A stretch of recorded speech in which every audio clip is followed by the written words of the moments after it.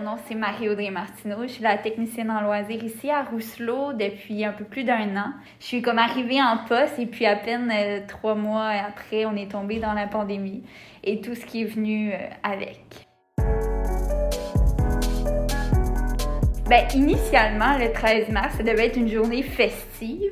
Premièrement, parce qu'on avait engagé des musiciens de la Société des arts en milieu de santé qui viennent fréquemment ici, là, au CHSLD, faire des loisirs, des spectacles et tout ça. Puis ça devait être un spectacle avec collation spéciale, avec des boissons, avec les bénévoles, vraiment faire comme une fête. Finalement, à 11h le matin même du vendredi 13, je m'en souviens très bien parce que c'est le jour de mon anniversaire. Donc, je peux vous dire que le 13 mars de 2020, je vais m'en souvenir toute ma vie, la fameuse journée de ma fête, parce que le chef d'unité a débarqué dans mon bureau et là, ça a tout chamboulé.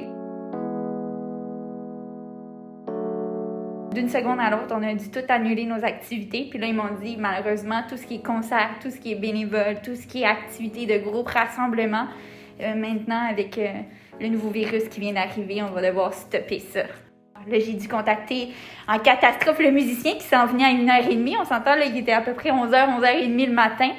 Là, appeler mes bénévoles, leur dire qu'on ne sait pas quand est-ce qu'on va pouvoir les réinviter dans notre centre. Puis que là, du jour au lendemain, je vais passer de faire des organisations d'activités de groupe à vraiment des petites interventions 1 à 1.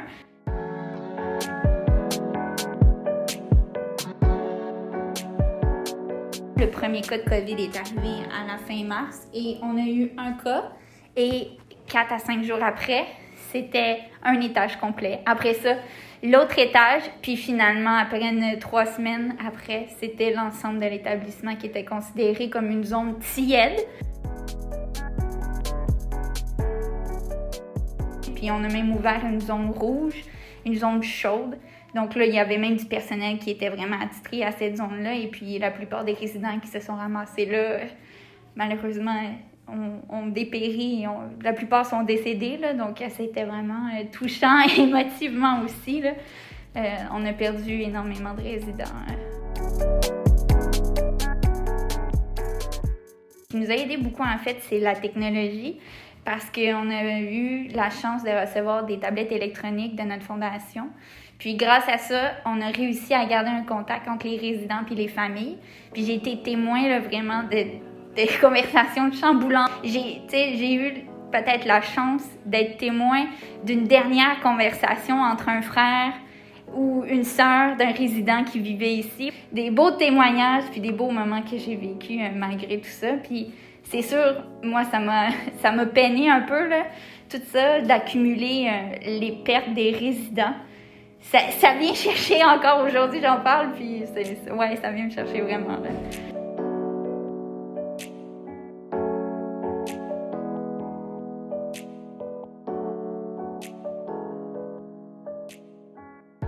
Dans mon travail, c'est sûr, à un moment donné, je ne faisais que ça.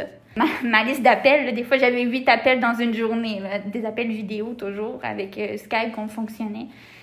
Puis ça s'enchaînait. Donc, j'allais dans une chambre, je faisais mon appel, c'était 25 minutes maximum. Après ça, je devais dire, la famille voulait continuer à parler. Je suis désolée, on doit mettre l'appel, on doit terminer l'appel parce que j'en ai un autre qui suit dans 15 minutes. Là, il y avait un temps de désinfection aussi parce qu'il faut désinfecter la tablette, il faut désinfecter. Moi, il fallait que je me change. Là, j'étais habillée de la tête aux pieds, là. Jaquette, tout le kit, les gants. Là, il fallait que je me change entre chaque appel. Donc, c'est sûr, il y avait un petit temps de battement entre chaque.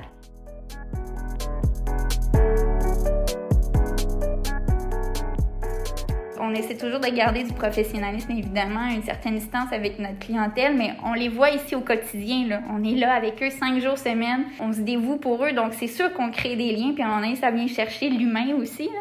Avant de commencer notre journée d'appel téléphonique ou d'appel Skype ou autre, on se faisait des briefings entre nous, on se soutenait, on se parlait, tu sais. Puis c'est normal, oui, j'ai versé des larmes. Là. Quand tu apprends le deuil de 4-5 résidents de suite dans une même semaine, je veux dire, à un moment donné, tu vis quelque chose qui est plus gros que toi. Quand on se sent soutenu par le personnel en place, puis par nos collègues aussi, c'est un travail, oui, mais je me sens pas seule là-dedans. L'armée est débarquée ici, ils ont fait un bon travail aussi. Eux, ils sont super imposants, ils sont arrivés vraiment très professionnels, très à leurs affaires. il n'y avait plus de hiérarchie entre la personne qui fait le ménage ou l'entretien, puis que la personne qui est chef d'unité, justement, on était tous ensemble dans le même bateau, puis tout le monde a mis la main à la pâte. Tu sais, je veux dire, il y a des professionnels qui ont fait de l'aide au repas, donc nous-mêmes, ça veut dire, au lieu de manger, on aidait à faire manger nos résidents. Il y a même des gens à la direction qui sont venus nous donner un coup de main à certains moments quand c'était vraiment la crise, donc je pense que c'est ça que ça a changé aussi, là, c'était plus une personne ou un titre d'emploi, mais bien tout le monde ensemble dans le même bateau pour la cause des résidents. Ça, c'était beau aussi, là, vraiment. Puis pour une fois, j'avais pas l'impression qu'on parlait des professionnels, qu'on parlait des infirmières, qu'on parlait des préposés. On parlait du personnel de Rousselot.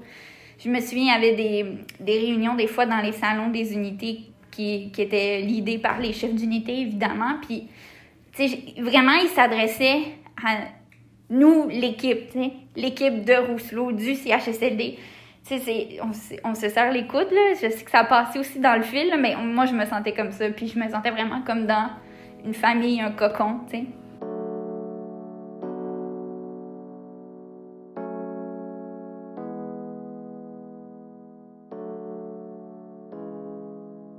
Je peux me dire que vraiment, l'équipe de Rousselot m'a marquée, puis c'est comme, je me sens vraiment à ma place ici, grâce à ça, ou en tout cas à l'aide de ça. Puis je peux dire aussi que j'ai vraiment ressenti et compris un peu plus les humains avec qui je travaille, tu sais. Fait que je peux dire que je garde quand même de très bons moments durant cette pandémie, puis que j'ai réussi vraiment à en tirer du bon dans toute cette tragédie.